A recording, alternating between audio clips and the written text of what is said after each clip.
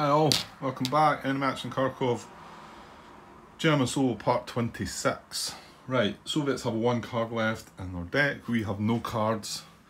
Yeah, we got a bit of a nasty thing going on up here, didn't we? Whether we played that right or not, or maybe should have took a chance, well, remains to be seen. So let's get this part finished then. Like I say, they've only got one card left. And when they've only got one card, they just draw that as a command card, so they don't get an auxiliary card. They can still, remember, reshuffle the deck and draw combat tactics if they need to, any combats come up. But it depends on the card. Now, this is part 2. Is it part 24? I noticed that. I noticed the mistake. And it's funny, I made a comment in the header of part 25, which I haven't quite uploaded yet. I was watching it back there just now. And the mistake was this pop-off unit had moved. Did somebody point this one out to me, or did I just spot this one myself? I get the feeling somebody said something about this, did they? Yeah, somebody did say.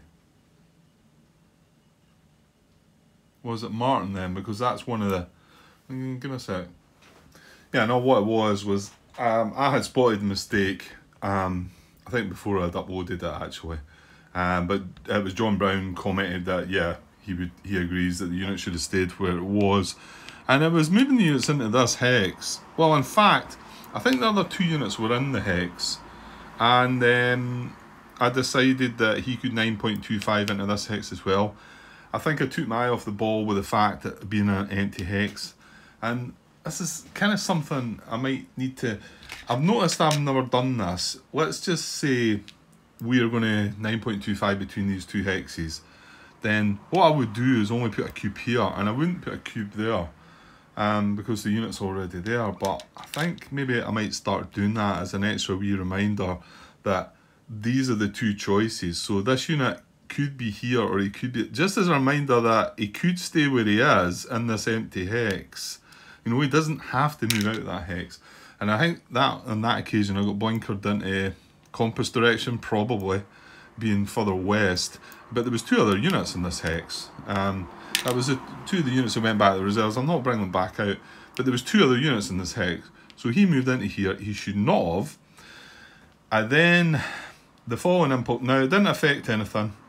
The following impulse I activated pop-off units card, and this was one of the stacks I activated. And it's funny, like I say, I make a comment in part 25, the fact that I talk about this being this strange loop because this unit's now wanting to move back into this empty X, and I'm saying, yeah, that's not a loop, Grant, that's you actually fixing the mistake you made. And so what he ends up doing in that impulse is moving back, but he should not have moved there in the first place. He should not have been part of the unit's activation stack, and he should have just sat there on his own. The good thing was nothing happened. There wouldn't have been a check on this unit, combat check. Fortunately, we didn't quite reach the 7 that was needed because the two units that were here were one-step units. And I remember mentioning that. And of course, I had this unit in here as well. So I said, oh, it's all right, he can be the lead unit because he's a two-step unit. Well, not if he was actually meant to be there. So that check wouldn't have actually happened, but it didn't make any difference. I did panic about like things bouncing back to reserves, but it was the two units there that did bounce back to the reserves, and he would have been shown as moved into that hex. However, he wouldn't have been moved, but then he wouldn't have even been active to be considered for anything else anyway. So yeah, got away with that one. But yeah, I need to watch when you're looking at other hexes to adjust to, Grant. Remember that one of your hexes is where you are, and well, maybe not all the time. You might want to adjust the two other hexes, admittedly. But I think I should mark the hex, if this is one of the adjustable hexes, I should mark that with a cube as well. Just to maybe sort of that added reminder. Was there anything else? I don't think so. I think there's a few things. Michael's made a few comments, but I think he's back further. Probably like myself, he's trying to catch up with my videos where I've been trying to catch up with his. He's moved on quite a bit over the last few days. He must have had a bit more time to sit and record. Actually, a couple of his videos were quite a bit longer as well, so he must have been getting a bit extra time. But I think him, like me, probably wants to make sure he's doing. He also puts great edits into his videos and shows you exactly what he's got timestamps for everything as well. But I'll leave that to you, Michael. I'm not going to start putting any of that in. I think that would just, I don't know, maybe you get in the swing of that. But yeah, I mean, at first when I started doing the videos, I used to put them. It's what is it? Shortcut. I run the thing through. I think it compresses it and does this and that to it, makes it smaller and whatever. And I can obviously join and cut bits from there, which is fine. But when I first started doing it, I would put wee captions in saying this shouldn't happen here and this shouldn't happen there. But now I just put them in the YouTube video header comments, and because it's too much work. You know, I want to be enjoying the actual gameplay rather than doing that. But by all means, it's easy to navigate about and look for things right enough when you do that. And if you're happy enough doing it, then I'm not knocking it, of course. I'm just thinking I think it would be too much time for me. So, yeah. So there was a few comments, but I think it was back in part 15, and two of the comments he made were obviously before we got these clarifications from John, and yeah, and, oh well, one of them was quite funny actually. Yeah, one of them was, wait for it, Martin. One of them was a movement again adjacent to two German units that didn't have a preference, didn't have a target between them. They were both equal, and it was up here actually, and it was a 6-6 unit, and it was when he moved from, no, he was here. He moved from here to here, and this is when I had that loop where he was bouncing back as well. But that was wrong again because of the 9.25D, because the wording wasn't right, and I was just trying to believe in it, I suppose. But however, we've got that sorted now, so I'm not going to go back through my videos and try and fix all the bits that I've done that. I mean, that I was still following the rules as written, so I feel like I can get away with them ones. But yeah, he moved adjacent to these two, and it was movement method. Is it 11? It's 11, eh? It's 11 where the, I'll find it. Yeah, 11, and the preferences were, and this 11 is move closest to front objective, right? And the preferences were, not this, sorry, closest to front objective. Well, no, hang on.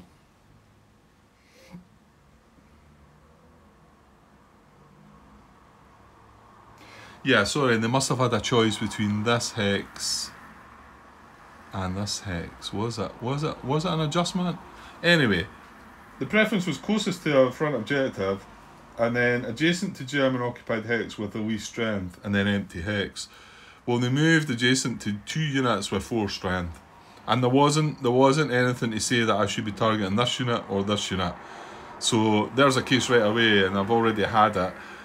Admittedly, before we go again, John's sort of confirmation about how you should look at it when you move adjacent to multiple units. And at the time, what I was doing when I was moving adjacent to multiple units was checking any hex round about either one of them. But however, that was a case where there wasn't a direct preference to which unit I should target, and I should only consider moving 9.25 in round 1 or the other. That was one where I would have went right round the 2. So there you go, Martin. Now, there's been one already, but I'm sure there'll be more to come.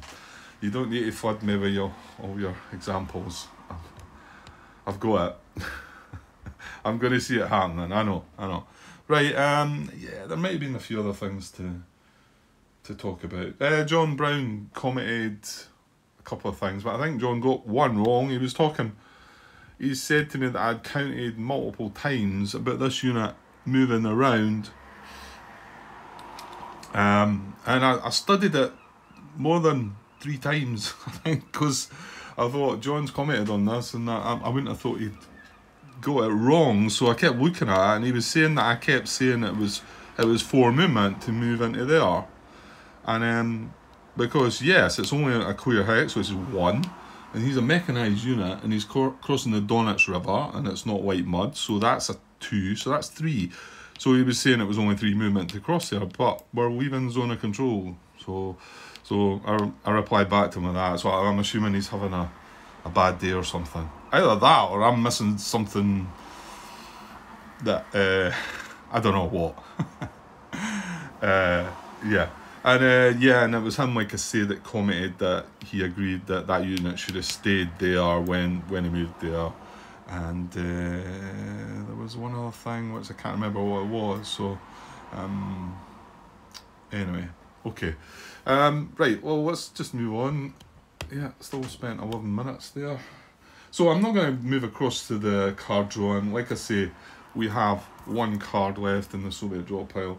It is going to be the command card of the turn, so let's just turn it over and get going. So we have 69th Army units, and it's going to activate up to 2 unit stats in 69th Army. Okay, well, that doesn't feel like a worrying finish to the turn, so I feel my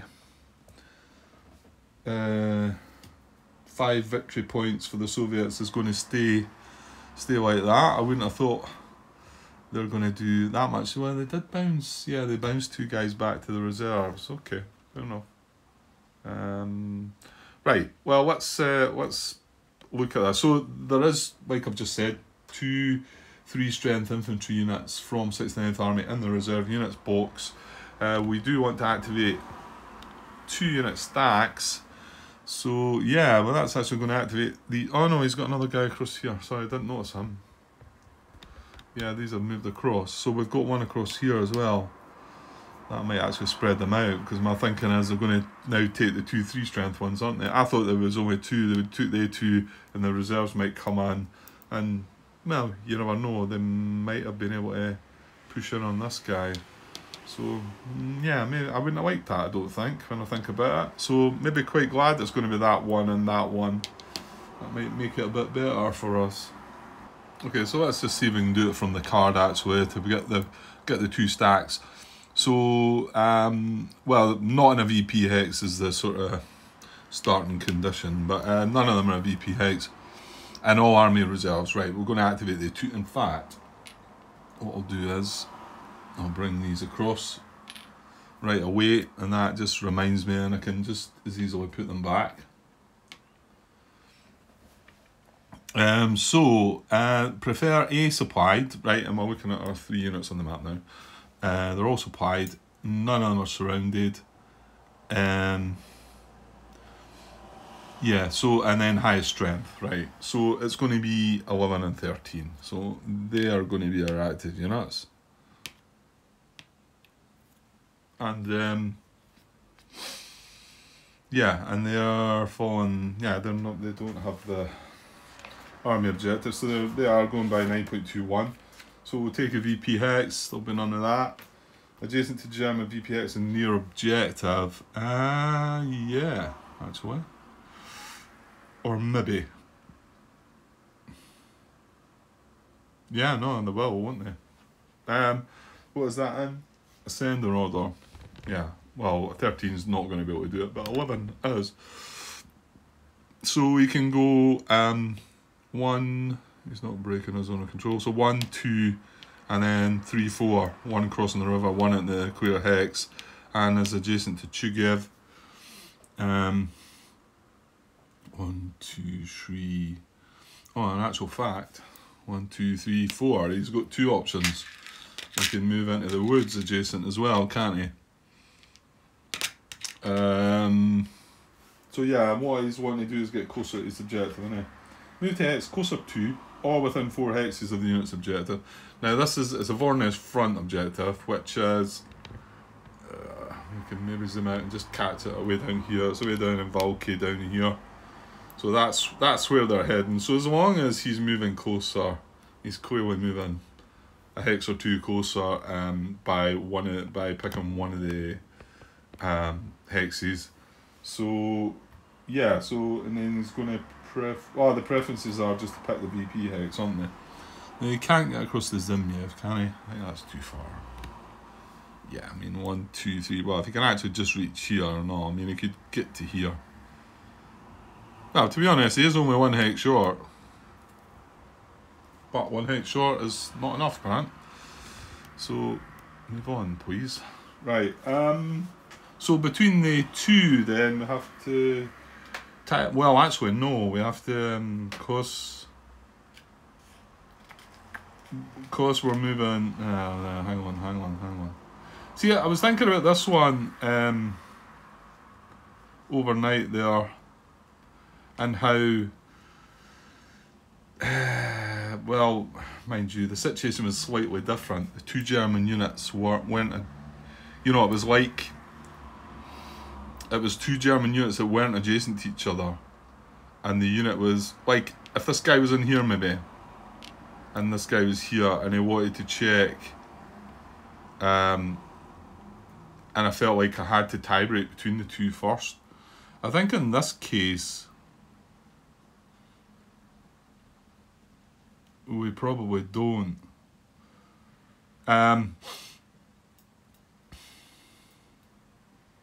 Well, the thing is, this is our target. So we're not going to 9.25 into this hex or this hex. We're not going to do that because this is our target, because we want to move adjacent to a German VP hex and their objective. The near objective marker could be moved. Admittedly, I might not get as close. This one, probably 1 hex closer to my objective, but I could still adjust it to this one. But as long as I'm adjacent to this VP hex, that's fine. So, I mean, I suppose if this was an option, I could move to this. I'd still be adjacent to this unit as well as this. But what I'm doing, what I need to be is adjacent to this, and we just need to find the exact 9.25. Well, 9.25 between the two hexes is not surrounding, and here I go. Here I've got this hex. Oh no, of course it's this unit that's marked. It's moving, isn't it? Well, it's going to be empty hex then, isn't it? It's probably going to be there. So yeah, it's not causing surround. Support. A hex not occupied by adjacent to a Soviet unit adjacent to the same German unit. Both the hexes would be that, because this one would be occupied by one, and this one would be adjacent to one. So no, and then an empty or garrison hex, so it's going to be here. Pretty sure if we did look at I don't think there's a need to look at tiebreakers there though, because you could tie-break into the hex, then you've still got to consider 9.25. So it's kind of pointless. Yeah, and that's why you do that. That's why if you know there's going to be a hex, I mean, I guess if it was round 2 different units, but then again, maybe not. Maybe 9.25 would resolve that as well. Okay. Still talking about it, but yeah. I was just saying there, I think I've got the hang of it, but I don't know. Maybe it's going to take a little bit of time still. So 1, 2, 3, 4 into here, wasn't it? And now he was up there. Is there any issues with that? No, not that I can see. So that's fine. Right, okay, so unit 13, well, he cannot move adjacent to VP hex, German VP hex, so we shall move on. Method 3 is only from turns 3 onward. Now these aren't spearheads, so we will look at steps 4 to 9. 4 is cause surround. No, you can't get round the back, no. 5 would be 2 Soviet VP hex, and that's only if there was a German unit proximate to a VP hex of ours, or if there was only armour in it, that's the one that moves back in it. If you were an infantry unit and there was only armour in it, you would move back to relieve it, but none of that. 6 is adjacent to a German VP hex, so similar to 2, but you don't need to be close to your objective when you move. Oh yeah, just checking. 1, 2, 3, 4, 5, 6, 7, 8, 9, 10. 1, 2, 3, 4, 5, 6, 7. Yeah, that guy moved 3 hexes closer to his army, his front objective. So, I mean that was obvious. It was closer, but yeah. Hang on.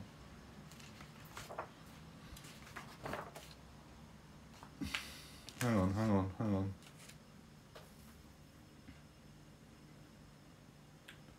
No, I'm thinking of something else, haven't I? What am I thinking of? That was movement method 2. What am I thinking of? Yeah, move closest to front objective, I'm thinking of, where you actually move to the closest hex. Yeah, but we weren't doing that. We were moving adjacent to a German VP hex. Right, okay. Get myself sidetracked there. Right, so adjacent to German VPX, like I say, wouldn't apply. Adjacent to German unit and logistics hex. No, the logistics hexes are way down here. And then at the moment there's actually not, these two are not actually in logistics hexes, so there's none of that. Adjacent to German units, movement method 8, move to an unoccupied hex adjacent to a German unit and not adjacent to a Soviet unit adjacent to that same German unit. No. And he's not starting in that position as well because he's got a Soviet unit adjacent. So that's we're gonna pass that one. 9 is relieve garrison from turn 4 onwards, that one. 10 is follow movement arrows. Very unlikely, yeah. He cannot.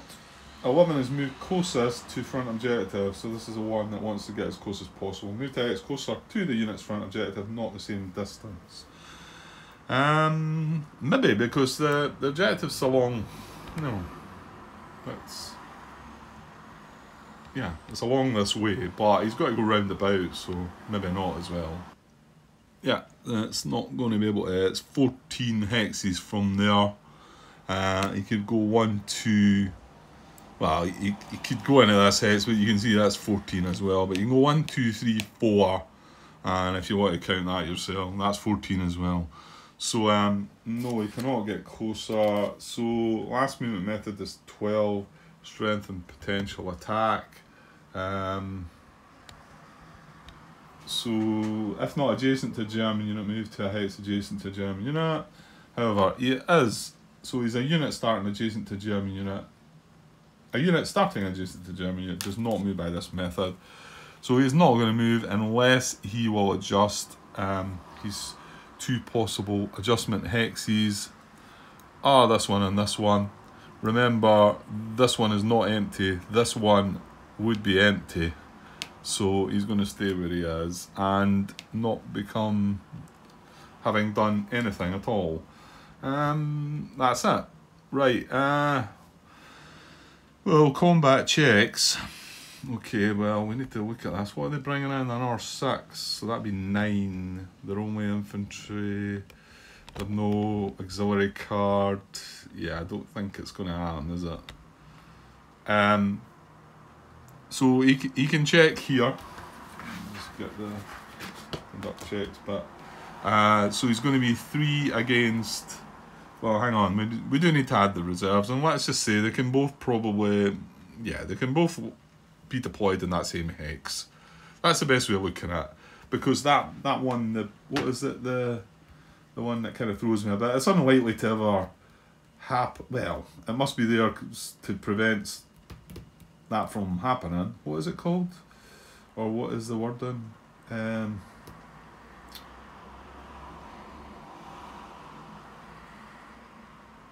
I can't find what I'm looking for here. That's because you're trying to remove reserves, Grant. I'm looking at the wrong bit. That's the bit in the combat. It's in the combat check somewhere. Come on, Grant. Adding reserve unit to Soviet stack. Yeah, it's the one that says non-reserve unit in active front is in or proximate to the hex. So I think if you're ever checking it and you just want to do a quick check, then put it on the unit itself if you're allowed to. So they would be able to trace reserve supply, and everything else should apply. So that is going to bring in the 2 reserves. So that would be 9 against 5, however 9 against 6 because he's adjacent. He's coming across the river. Well, let's not just say that they both go there then. Let's say one of them goes in here across the other side of the river so that we don't get that +1 for the Germans. Don't get that +1 because not all units will be attacking across the Donets. So it's 9 against 5 +1 for the adjacent unit, so it's 9 against 6. So yeah, so it's still only greater than 1 to 1. And then quick check, the command value, that card's only a 1 as well. So but 1 for that, it's not 2 to 1, they're in support, that's a 2. Armour, flanking, no.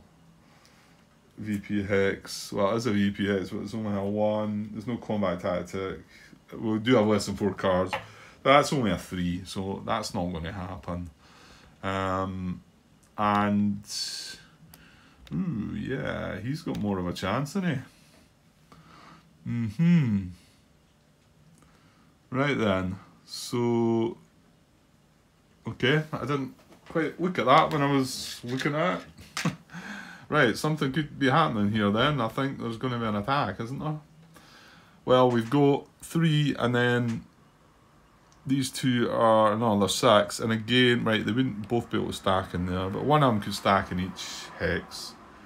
And that's fine. So that would be 9 against 2. And he's only getting a +1 for being adjacent to German unit. So it's 9 against 3. This is a goal. This is not even checking, which is just as well, because I think if they were only 2 to 1, I'm not so sure it would happen. So, but it's 3 to 1. Okay, and we've got no cards to play. And remember, like I say, they have no cards, but they will still shuffle the deck up and draw. They could just as easily draw the Stavka card and get 2 or 3 combat tactics. I think Stavka maybe does have 3, doesn't it? Anyway. So the attack's going ahead. So let's do it. Let's add active reserves, but not when the attack's overwhelming. Well, it's not that. So this unit is attacking, so I'll turn them around that way. So initially we're looking at 3 to 2 and 1 chip pool, but well, let's see how it progresses then. So we've got 1 to 1 odds and 1 chip pool. That's how we're starting. So it's certainly not overwhelming. So now we're going to add our reserves. So we need to be adjacent and Soviet reserve supply.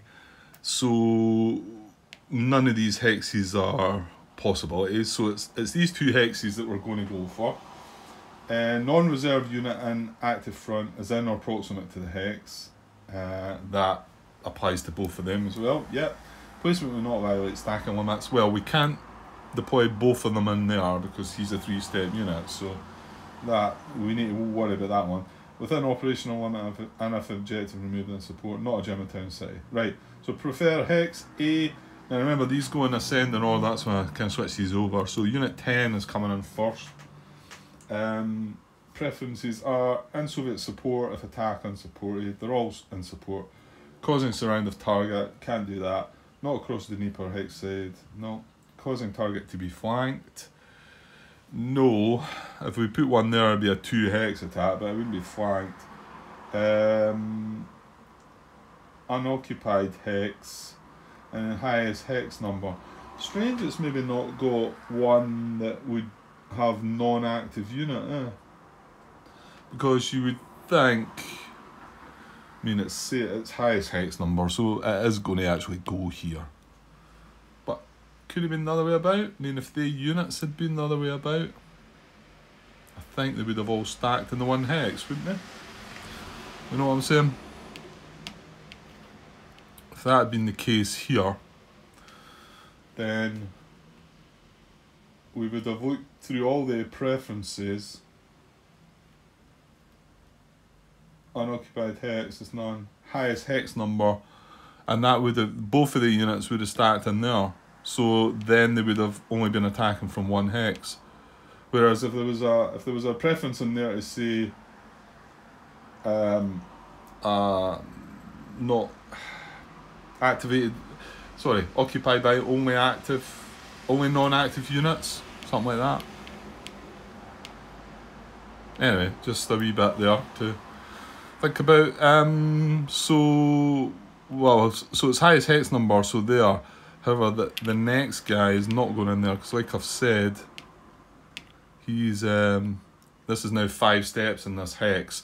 So the other guy now, well, it's still not overwhelming. Well, let's do it properly. So that is now 62. So the odds have gone up to 3-1. And the chip pools have jumped up another 1 as well. So 3-1 with 2. So again, still not overwhelming. Let's get this guy in. Now, he can't go in that hex. He can deploy in this hex. So, well, unit 12, yeah, 12's. So he's going to go in there. So now we've got 9-2, 4-1 odds, and 3 chip pools. So it's still not overwhelming, so we still need to move on and draw a combat tactic. So that's just done the reserves. Draw a Soviet card and apply its combat tactics. Right, so I'm going to have to shuffle up the deck and draw a combat tactic, so I'll be back in a sec. Okay, that's the deck shuffled, so we're going to draw a combat tactic. Hoping for something not too cruel. Come on. Partisans isn't going to apply, is it? Is it? No. It's a clear hex. Although it's going to add the chip. It's going to add the chip pool, isn't it? So it's got air power and partisans. So, and I just want to confirm that one again.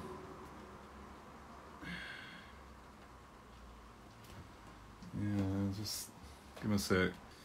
Yeah, just double checking that they still get the chip draw for that. So they're going to get air power. Partisans isn't going to do anything. I'm just going to double check that. But they are going to increase the chip pools by another 2.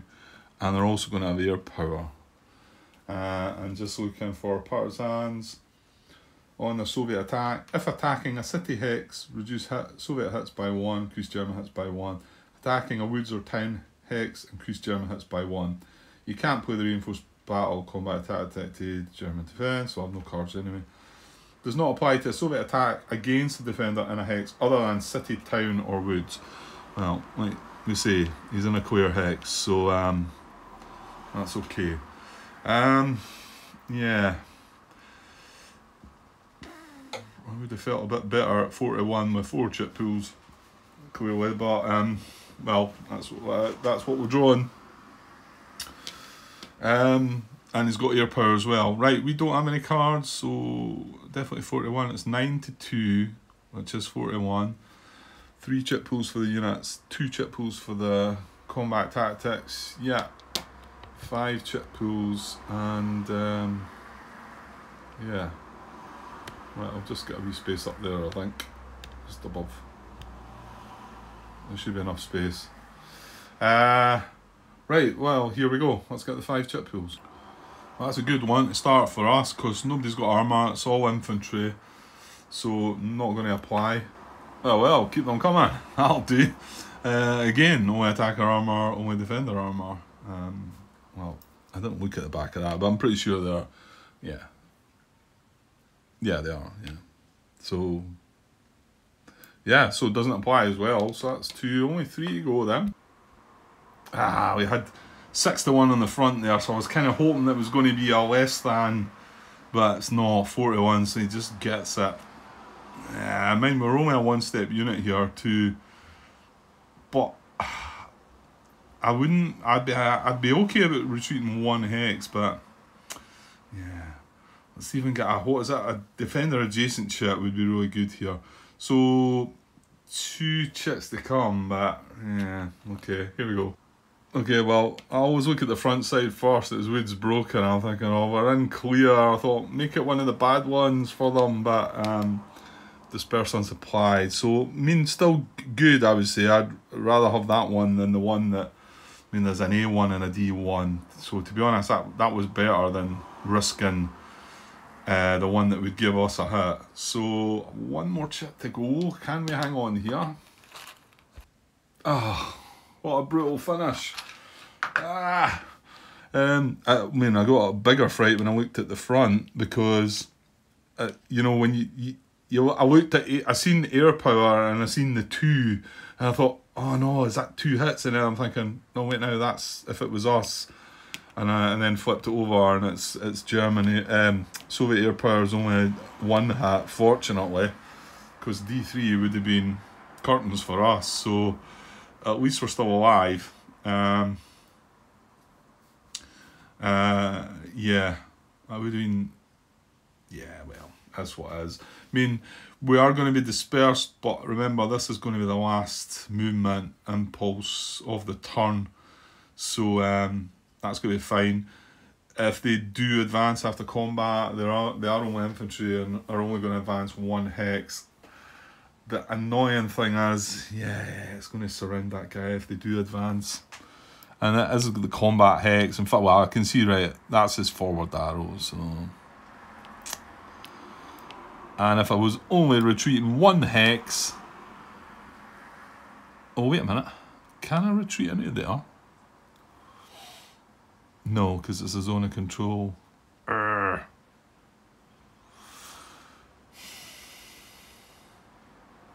Yeah, it's going to put this guy out of supply. Oh well. Yeah, there's anything I can do about it. So the result, that's 5 chips drawn, 41 odds. The results are D2. So yeah, D2, we can get rid of that. Mobile group pop-off card. Well, that's just going to shuffle up again. Yeah, and well, we're just a 1-step unit, like I say, so it's not even, if it'd been a 2-step unit, I might have been tempted to retreat here and take a step loss to keep that guy supplied, but, well, I can't. If I take any step loss at all, I'm toast. So,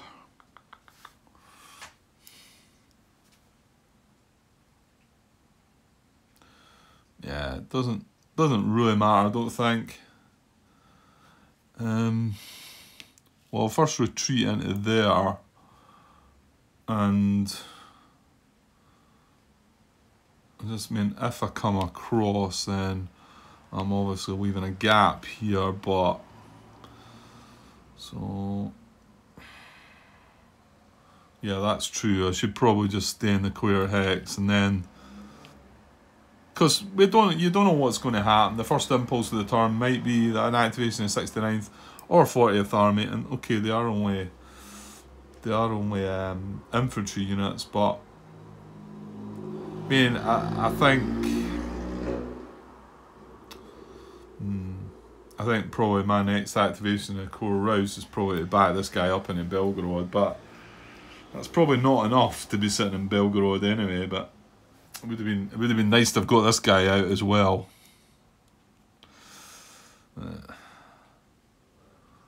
Well, I don't know. Could get attacked. Could do a pull out on him maybe. Yeah. Well, I think I'll settle on that clear hex. It might seem a little. I mean, obviously my initial thought was retreat into the woods there, but it's just that risk. I mean, if they advance it there, 1, 2, 3, 4. But it does put them right outside Belgorod. In fact, that's a movement that they would make. So yeah. So I'm going to retreat back to there, because that is a movement they would make, moving adjacent to VPX. So let's not let them do that so easily. So he retreats twice and becomes dispersed. That satisfies these 2 hits. The Soviets didn't take any hits. However, they can advance after combat. In ascending order, what we got, 10, 12 and 13. So unit 10, it's in his forward arrow, so that is going to be an auto advance for him. Yep, primary direction. Unit 12 is going to look, it's not going to be in his primary direction. It's not enabling supply, it's not secondary direction. It wouldn't cause surround, that we've already done that. However, it is the attacked hex, so it will advance only on a 1 to 3 though, because there's a unit already advanced. So you'll advance on a 1 to 3. We rolled a 5, so that's good. So just the 1 unit advance, but he's done the damage. He's surrounded that guy, and now he's not going to be able to resupply. Yeah, well. Right, well, I think that's going to be it, because we don't even need to check for bouncing back to reserves. This unit had moved, the 2 units had attacked, came in from the reserves. So that is the impulse over, and it's also the turnover. So that's turn 2 coming to a close, which is nice. Still sitting with 5 victory points, so seems pretty decent, I think. I don't know what's good and what's bad, but I feel like we've held out quite well. Obviously you're starting to see a couple of things there at the end of the turn. That, I mean, that's kind of weak, pretty weak defence, and not against a terribly strong attack though as well, but he's still, yeah. I think once the reserves start kicking in, you've seen that in action there. You're looking and saying, well, there's only a couple of units up that way, and then all of a sudden 3 or 4 other ones come in. It's a different story. Okay. I think it's a quick end of turn check just now anyway. I think once you get to turn 4, there's a little bit more to do. So check victory levels would be from turn 4. Like I say, they've got Soviets have 5 victory points. And just a glance again. I worked out, well, I think I worked out what the big K is on the calendar. I'm assuming it means Kharkov, the control of Kharkov, I think. Well, I'm still guessing. Mind you, there's some where it's got at the beginning and some at the end. No, it's only the very last one.